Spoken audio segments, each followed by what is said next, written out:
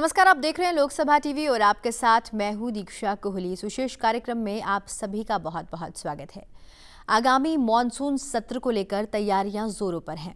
ऐसे में सबसे बड़ी चुनौती ये रहेगी कि सोशल डिस्टेंसिंग का पालन करते हुए किस तरीके से सुचारू रूप से सुव्यवस्थित सत्र चलाया जाए। आज इस पर चर्चा करेंगे और हमारे साथ मौजूद हैं माननीय लोकसभा अध्यक्ष ओम बिरला जी। नमस्कार सर, बहुत बहुत स्वागत है आपका लोकसभा टीवी में। सर, सबसे पहले तो मैं यही जानना चाहती हूं कि कोविड-19 के दौरान, मतलब कि कोरोना महामारी के चलते सत्र का संचालन अब की बार कितनी बड़ी चुनौती है? विश्वव्यापी कोरोना महामारी की वजह से इस बार परिस्थिति पूरी तरह से बदली हुई है। लेकिन जैसा कि हम जानते हैं, भारत दुनिया का सबसे बड़ा लोकतंत्र है। संवैधानिक नियमों के अनुसार भी 6 महीनों के अंतराल में सभा की बैठक अनिवार्य है। बजट सत्र का समापन 23 मार्च 2020 को हुआ था। अब मानसून सत्र 14 सितंबर से 1 अक्टूबर 20 तक चलेगा। इस दौरान लोकसभा की 18 बैठकें होगी। लोकसभा की कार्रवाई के समय में इस बार कुछ परिवर्तन किया गया है। 14 सितंबर को सभा की कार्रवाई सुबह 9 बजे से 1 बजे तक होगी और 15 सितंबर से 1 अक्टूबर तक लोकसभा की कार्रवाई 3 बजे से 7 बजे तक होगी। इस तरीके से 4 घंटे सदन की कार्रवाई चलेगी। जी, जैसा कि आपने बताया कि इस बार जो सत्र चलेगा वो 15 से लेकर 1 अक्टूबर तक शाम के समय चलेगा और 14 तारीख को सुबह के समय चलेगा। तो ऐसे में सत्र सही तरीके से सुचारू रूप से चले तो इसके लिए लोकसभा सचिवालय के द्वारा क्या क्या तैयारियां की गई हैं? लोकसभा सचिवालय ने सारे भवन का सैनिटाइजेशन से लेकर पूरी सुरक्षा का एहतियात बरती है।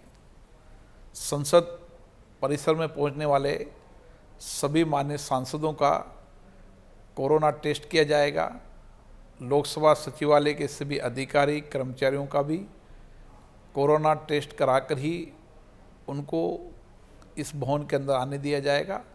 सत्र के दौरान और भी समय समय पर कोरोना टेस्ट चलते रहेंगे और तमाम जो मीडिया के लोग आएंगे उनका भी कोरोना टेस्ट अनिवार्य होगा। लोकसभा राज्यसभा की दोनों सदनों को समय समय पर सैनिटाइज किया जाएगा। जो 2 घंटे का अंतराल रहेगा, उस 2 घंटे के अंतराल में भी जहां माननीय सांसद बैठते थे भवन के अन्य से, उनको भी संपूर्ण सैनिटाइजेशन किया जाएगा। हमारा प्रयास है कि सभी माननीय सदस्यों को कोविड-19 की दिशा और गाइडलाइन के तहत सोशल डिस्टेंसिंग की पालना करते हुए सदन की कार्रवाई को सुचारू रूप से चलाया जाए। जी, आपने ये तो बताई इस सेफ्टी पॉइंट ऑफ व्यू से बातें कि किस तरीके से सेफ्टी का भरपूर ध्यान रखा जाएगा, सैनिटाइजेशन होगी। लेकिन अगर हम सत्र की बात करें तो सत्र कुल मिला के 18 दिनों का है, तो 18 दिनों में नॉन स्टॉप ये सत्र चलने वाला है। तो क्या उम्मीद की जा सकती है कि इन 18 दिनों में कितने विधेयकों पर चर्चा होने की संभावना है? क्योंकि ये सत्र एक बड़ी विपरीत परिस्थितियों में हो रहा है, इस कारण ये सत्र भी महत्वपूर्ण है और सत्र चले ये भी अपने आप में महत्वपूर्ण है। इस बार कई विधेयक पेश होंगे।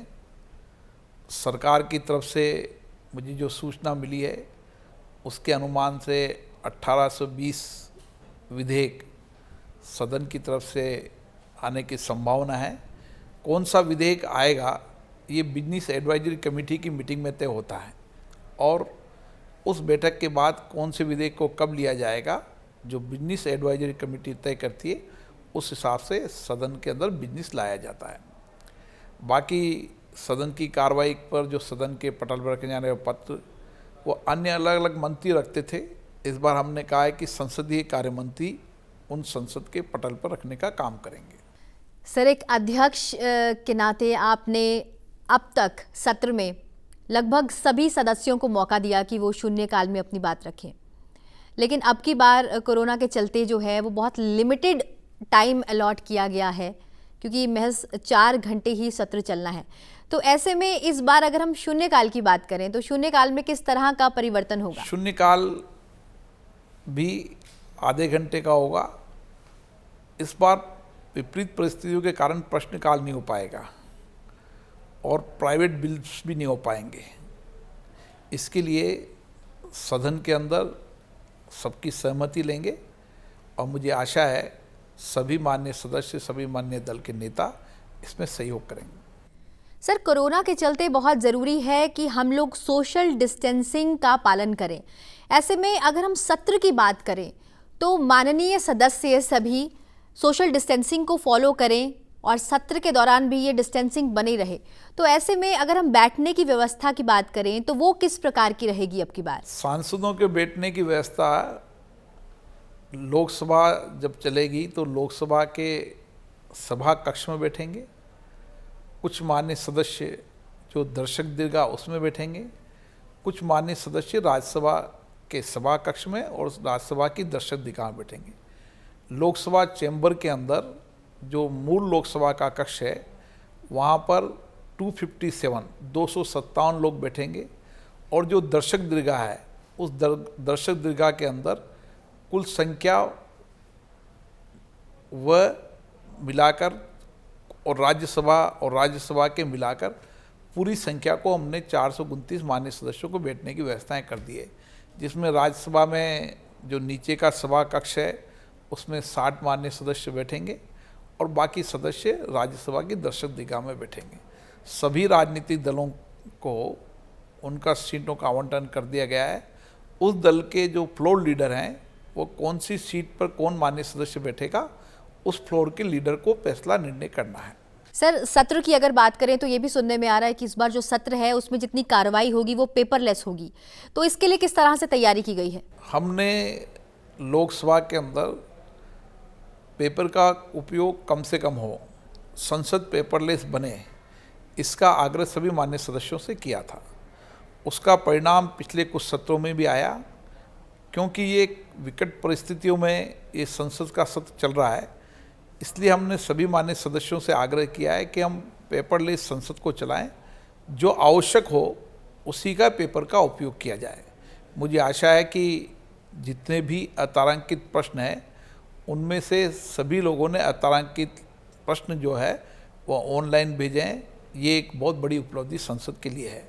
जहाँ बहुत आवश्यकता होगी हम कुछ प्रतियां लोकसभा के लॉबी में उपलब्ध करा के रखेंगे ताकि वह सारे के सारे कागज़ सैनिटाइज होंगे।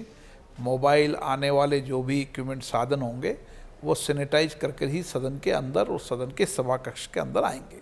बिल्कुल माननीय अध्यक्ष जी, हम यही उम्मीद करते हैं कि इन तमाम दिशा निर्देशों का पालन सभी माननीय सदस्य करेंगे। ऐसे में कोई ऐसा संदेश जो आप सभी के साथ साझा करना चाहते हों सत्र से पहले, ताकि सभी माननीय सदस्यों को ये पता हो कि सत्र किस तरीके से चलेगा और इस बार क्या अलग होगा और कौन कौन से ऐसे दिशा निर्देश हैं जिनका पालन करना इस बार ज़रूरी हो? मैं सभी माननीय सदस्यों, सभी राजनेता दलों के नेताओं, फ्लोर लीडरों को, सभी एक दल के सदस्यों को ये आग्रह करना चाहता हूँ कि हमने इस कोविड-19 के समय अपने अपने क्षेत्रों में सामाजिक दायित्वों को निभाया है।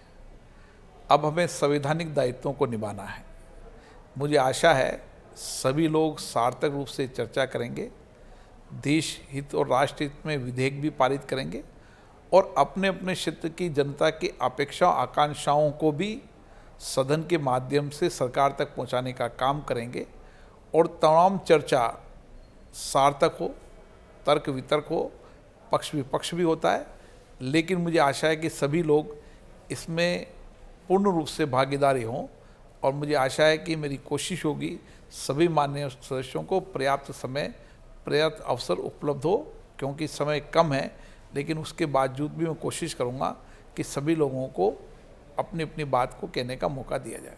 जी, इस तमाम जानकारी के लिए बहुत बहुत धन्यवाद सर, और हम यही उम्मीद करते हैं कि आगामी मॉनसून सत्र सुव्यवस्थित तरीके से चलेगा और सभी माननीय सदस्य सोशल डिस्टेंसिंग का पालन करेंगे और तमाम दिशा निर्देशों को भी फॉलो करेंगे। आपने हमें समय दिया उसके लिए बहुत बहुत धन्यवाद सर। धन्यवाद।